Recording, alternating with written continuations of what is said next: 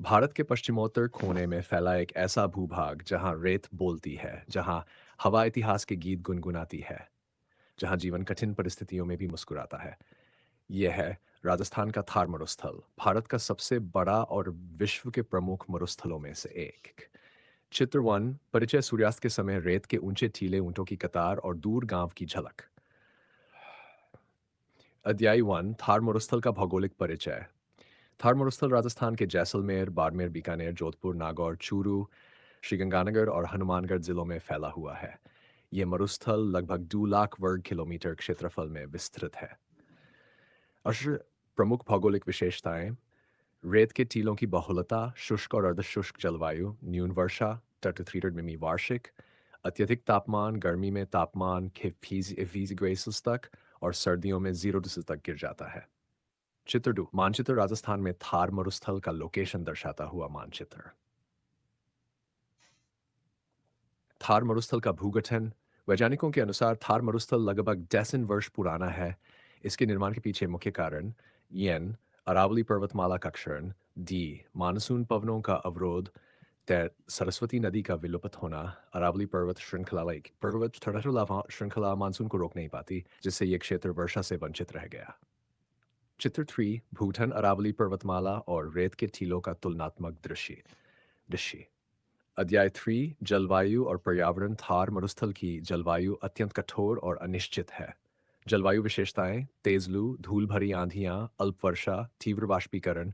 यहाँ की हवाएं रेत के टीलों को निरंतर आकार देती रहती हैं। चित्र फोर, रेतीली आंधी, धूल भरी आंधी में उड़ते रेतकण। अध्याय फोर, वनस्पति। कठिन परिस्थितियों में भी थार मरुस्थल में जीवन पनपता है। प्रमुख वनस्पतियां खेजड़ी, बबूल, रोहिरा, कैर, फोग। खेजड़ी मरुस्थल का कल्पवृक्ष कहा जाता है। चित्र फाइव, खेजड़ी वृक्ष। रेत में खड़ा हरा भरा खेजड़ी पेड़ पेड़। अध्याय फाइव, जीव जंतु। फॉन्स। थार मरुस्थल का वन्य जीवन इसकी आत्मा है।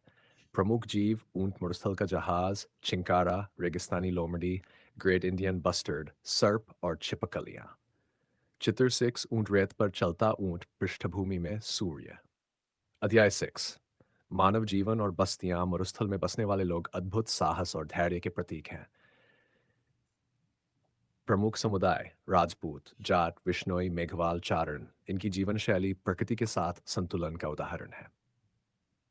चित्र सेवन, गांव का दृश्य। मिट्टी के घर, रंगीन पोशाकों में लोग। अध्याय सेवन, संस्कृति और परंपराएं। थार मरुस्थल की संस्कृति रंग, संगीत और उत्सवों से भरी है। प्रमुख सांस्कृतिक तत्व: घूमर, कालबेलिया नृत्य, मान गायन, कठपुतली कला। लोकचित्र ईद, लोक नृत्य, कालबेलिया नृत्य करती महिलाएं। अध्याय आठ, भोजन और पोशाक। भोजन: दाल बाटी चूरमा, सांगरी, बाजरे की रोटी, छाछ। पोशाक: पुरुष धोती, अंगरखा, साफा। महिलाएं घाघरा, खांचली, ओढ़नी। चित्र नाइन, पारंपरिक वेशभूषा। राजस्थानी पोशाक में पुरुष और महिलाएं। अध्याय नाइन, इतिहास और युद्ध। थार मरुस्थल वीरता और बलिदान की भूमि है। जैसलमेर का किला, बीकानेर का जूनागढ़ किला, राजपूतों के युद्ध, मुगल और राजपूत संघर्ष। चित्र दस, जैसलमेर किला, स्वर्ण किले का भव्य दृश्य। अध्याय जैन, आधुनिक चुनौतियां। आज थार मरुस्थल कई चुनौतियों से जूझ रहा है। मरुस्थलीकरण, जल संकट, जलवायु परिवर्तन, जैव विविधता का ह्रास। समाधान: इंदिरा गांधी नहर परियोजना, वृक्षारोपण, पारंपरिक जल संरक्षण। चित्रडैमेट नहर परियोजना, रेगिस्तान में बहती नहर। उपसंहार: मरुस्थल केवल रेत का सागर नहीं, ये संघर्ष, संस्कृति और साहस की जीवित कहानी है। ये हमें सिखाता है कि कठिन से कठिन परिस्थितियों में भी जीवन खिल सकता है। सरल, शैक्षणिक और परीक्षा उपयोगी रखी गई है। पश्चिमी मरुस्थल की वर्षा और जलवायु। भूमिका: भारत का पश्चिमी मरुस्थल, जिसे सामान्य थार मरुस्थल कहा जाता है, राजस्थान के पश्चिमी और उत्तर पश्चिमी भाग में विस्तृत है। ये क्षेत्र अपनी अत्यंत कठोर जलवायु, अल्प वर्षा और चरम तापमान के लिए जाना जाता है। यहाँ की जलवायु और वर्षा न केवल प्राकृतिक पर्यावरण को प्रभावित करती है, बल्कि मानव जीवन, कृषि, वनस्पति और पशुपालन को भी गहराई से प्रभावित करती है। पश्चिमी मरुस्थल की जलवायु भारत की सबसे विषम और चुनौतीपूर्ण जलवायु मानी जाती है। पश्चिमी मरुस्थल की जलवायु की सामान्य विशेषताएं। पश्चिमी मरुस्थल की जलवायु शुष्क से अर्ध शुष्क प्रकार की है। इस क्षेत्र में वर्षा अत्यंत कम और अनियमित होती है। तापमान में अत्यधिक उतार चढ़ाव देखने को मिलता है। ग्रीष्म ऋतु में यहाँ अत्यधिक गर्मी पड़ती है, जबकि शीत ऋतु में तापमान काफी गिर जाता है। दिन और रात के तापमान में भी भारी अंतर पाया जाता है, जो मरुस्थलीय जलवायु की प्रमुख विशेषता है।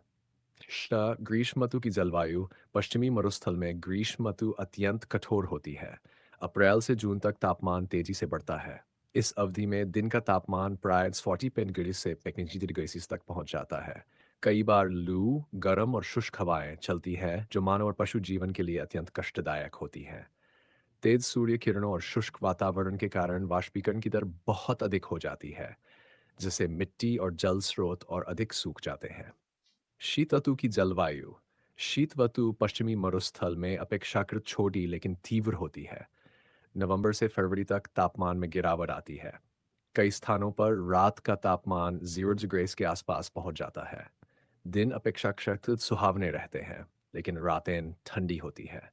इस ऋतु में आर्द्रता बहुत कम रहती है, जिससे ठंड अधिक तीव्र महसूस होती है। वर्षा की मात्रा और वितरण। पश्चिमी मरुस्थल में वर्षा बहुत कम होती है। यहाँ की औसत वार्षिक वर्षा 60 मिमी से 300 मिमी के बीच होती है। जैसे जैसे पश्चिम से पूर्व की ओर बढ़ते हैं, वर्षा की मात्रा थोड़ी बढ़ती जाती है। जैसलमेर और बाड़मेर जैसे पश्चिमी जिलों में वर्षा अत्यंत कम होती है, जबकि जोधपुर और नागौर में अपेक्षाकृत थोड़ी अधिक वर्षा प्राप्त होती है। वर्षा का वितरण अत्यंत अनियमित और असमान होता है। कभी कभी कई वर्षों तक बहुत कम वर्षा होती है, तो कभी किसी एक वर्ष में अत्यधिक वर्षा हो जाती है। इसी अनिश्चितता के कारण सूखा इस क्षेत्र की एक सामान्य समस्या बन गया है। मानसून और पश्चिमी मरुस्थल में वर्षा मुख्यतः दक्षिण पश्चिम मानसून से होती है, जो जून के अंत या जुलाई की शुरुआत में आता है और सितंबर तक सक्रिय रहता है। लेकिन अरावली पर्वतमाला मानसून हवाओं को रोकने में असमर्थ रहती है, जिससे यह क्षेत्र पर्याप्त वर्षा से वंचित रह जाता है। मानसून की अनिश्चितता के कारण खेती पूरी तरह वर्षा पर निर्भर रहती है। वर्षा की विशेषताएं। पश्चिमी मरुस्थल की वर्षा की प्रमुख विशेषताएं निम्नलिखित हैं। वर्षा कम और अनिश्चित होती है। वर्षा अधिकतर कुछ ही दिनों में हो जाती है। मूसलाधार वर्षा के कारण जल का अधिकांश भाग बहकर नष्ट हो जाता है। लंबे समय तक सूखा रहने की स्थिति बनी रहती है। इन कारणों से जल संरक्षण इस क्षेत्र की प्रमुख आवश्यकता बन गया है। धूल भरी आंधियां और तूफान। ग्रीष्म ऋतु में पश्चिमी मरुस्थल में धूल भरी आंधियां सामान्य हैं। ये आंधियां तेज गति से चलने वाली हवाओं के कारण उत्पन्न होती हैं, जो रेत के कणों को दूर दूर तक उड़ा ले जाती हैं। इससे दृश्यता कम हो जाती है और जनजीवन प्रभावित होता है। कई बार ये आंधियां वर्षा के पहले संकेत के रूप में भी देखी जाती हैं। जलवायु का मानव जीवन पर प्रभाव। पश्चिमी मरुस्थल की कठोर जलवायु ने यहाँ के लोगों को सहनशील, परिश्रमी और आत्मनिर्भर बनाया है। लोग जल की प्रत्येक बूंद का महत्व समझते हैं। पारंपरिक जल संरक्षण प्रणालियां जैसे टांका, बावड़ी, जोहड़ और खुंड इसी जलवायु की देन है। कृषि मुख्यतः बाजरा, ज्वार और मूंगफली जैसी अल्प जल वाली फसलों पर आधारित है। जलवायु परिवर्तन और भविष्य की चुनौतियां। वर्तमान समय में जलवायु परिवर्तन का प्रभाव पश्चिमी मरुस्थल पर भी स्पष्ट रूप से दिखाई देने लगा है। तापमान में वृद्धि, वर्षा की और अधिक अनिश्चितता तथा सूखे की आवृत्ति बढ़ती जा रही है। इससे मरुस्थलीकरण की समस्या और गंभीर हो रही है। ऐसे में सतत विकास, जल संरक्षण और पर्यावरण संतुलन बनाए रखना अत्यंत आवश्यक हो गया है। उपसंहार निष्कर्षतः कहा जा सकता है कि पश्चिमी मरुस्थल की वर्षा और जलवायु अत्यंत कठोर, शुष्क और अनिश्चित है। कम वर्षा और चरम तापमान ने इस क्षेत्र की प्राकृतिक संरचना और मानव जीवन दोनों को गहराई से प्रभावित किया है। फिर भी यहाँ के लोगों ने अपनी समझ, परंपरा और संघर्षशीलता से इस कठिन जलवायु के साथ सामंजस्य स्थापित किया है। पश्चिमी मरुस्थल की जलवायु हमें प्रकृति के प्रति सम्मान और संसाधनों के विवेकपूर्ण उपयोग है और तथ्यों को क्रमवार समझाया गया है। पश्चिमी मरुस्थल में नदियां एवं भूमिका। पश्चिमी मरुस्थल, जिसे थार मरुस्थल कहा जाता है, राजस्थान के पश्चिमी भाग में फैला हुआ एक शुष्क क्षेत्र है। यहाँ की जलवायु अत्यंत शुष्क होने के कारण नदियों का अभाव पाया जाता है। इस क्षेत्र में स्थायी नदियाँ बहुत कम है और अधिकांश नदियां वर्षा पर आधारित अल्पकालिक तथा मौसमी होती हैं। फिर भी पश्चिमी मरुस्थल की नदियां यहाँ के मानव जीवन, कृषि, पशुपालन और पर्यावरण के लिए अत्यंत महत्वपूर्ण भूमिका निभाती हैं। पश्चिमी मरुस्थल में नदियों की सामान्य विशेषताएं। पश्चिमी मरुस्थल की नदियों में निम्नलिखित विशेषताएं पाई जाती हैं। अधिकांश नदियां मौसमी होती हैं। डू, वर्षा के समय ही इनमें जल प्रवाहित होता है। फ्री, गर्मी में अधिकांश नदियां सूख जाती हैं।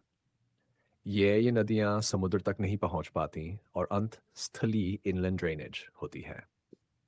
फाइस, रेत में जल समा जाने के कारण नदी प्रवाह अल्पकालिक रहता है। पश्चिमी मरुस्थल की प्रमुख नदी लूनी नदी। उद्गम लूनी नदी पश्चिमी मरुस्थल की सबसे महत्वपूर्ण और प्रमुख नदी है। इसका उद्गम नाग पहाड़, अजमेर के निकट से होता है। लूनी नदी अजमेर से निकलकर जोधपुर, पाली और बाड़मेर जिलों से होकर बहती है।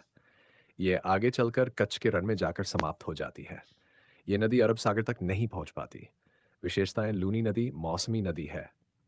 वर्षा ऋतु में ही इसमें जल प्रवाह होता है। इसके जल में नीचे की ओर जाने पर लवणता बढ़ जाती है। इसका अधिकांश जल रेतीली भूमि में समा जाता है। सहायक नदियां। लूनी नदी की प्रमुख सहायक नदियां हैं। जोजरी, सुकड़ी, बांडी, जवाई, ये सभी नदियां भी मौसमी हैं। घग्घर नदी। घग्घर नदी पश्चिमी मरुस्थल की एक महत्वपूर्ण नदी मानी जाती है, यद्यपि यह पूर्णतः राजस्थान तक सीमित नहीं है।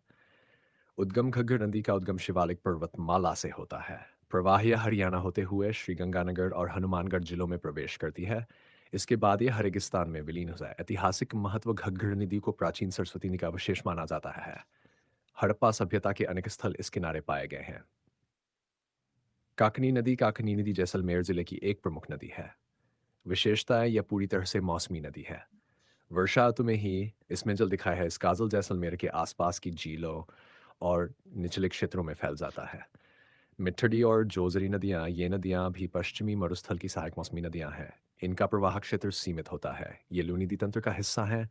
वर्षा पर निर्भर होने के कारण अक्सर सूखी रहती हैं। स्थलीय अपवाह प्रणाली। पश्चिमी मरुस्थल की नदियां स्थलीय अपवाह प्रणाली का उदाहरण प्रस्तुत करती हैं। इसका अर्थ है कि यहाँ की नदियां समुद्र में न जाकर रेगिस्तान, झीलों या नमक के मैदानों में समाप्त हो जाती हैं। इस कारण यहाँ लवणीय झीलें और नमक के मैदान पाए जाते हैं। नदियों का आर्थिक और सामाजिक महत्व। नदियां वर्षा के समय कृषि में सहायक होती हैं। इनके किनारे मानव बस्तियां विकसित हुई हैं। पशुपालन के लिए जल उपलब्ध कराती हैं। डार, भूजल रिचार्ज में सहायता करती है। नदियों से जुड़ी समस्याएं। पश्चिमी मरुस्थल की नदियों से जुड़ी प्रमुख समस्याएं हैं। अनियमित वर्षा, लंबे समय तक सूखा, जल का तीव्र वाष्पीकरण, रेत में जल का समा जाना। नदियों और आधुनिक प्रयास। इन समस्याओं को दूर करने के लिए कई प्रयास किए गए हैं। इंदिरा गांधी नहर परियोजना, बांध और जलाशयों का निर्माण, पारंपरिक जल संरक्षण प्रणालियों का पुनरुद्धार। इन प्रयासों से मरुस्थलीय क्षेत्रों में जल उपलब्धता बढ़ी है। उपसंहार। निष्कर्षतः कहा जा सकता है कि पश्चिमी मरुस्थल में नदियां कम, अल्पकालिक और मौसमी हैं, फिर भी उनका महत्व अत्यंत अधिक है। लूनी और घग्गर जैसी नदियां इस क्षेत्र की जीवन रेखा रही हैं। जल की कमी के बावजूद इन नदियों ने मानव सभ्यता को विकसित होने का अवसर प्रदान किया है। आज आवश्यकता है कि इन नदियों और जल संसाधनों का संरक्षण किया जाए ताकि मरुस्थल में जीवन का संतुलन बना रहे।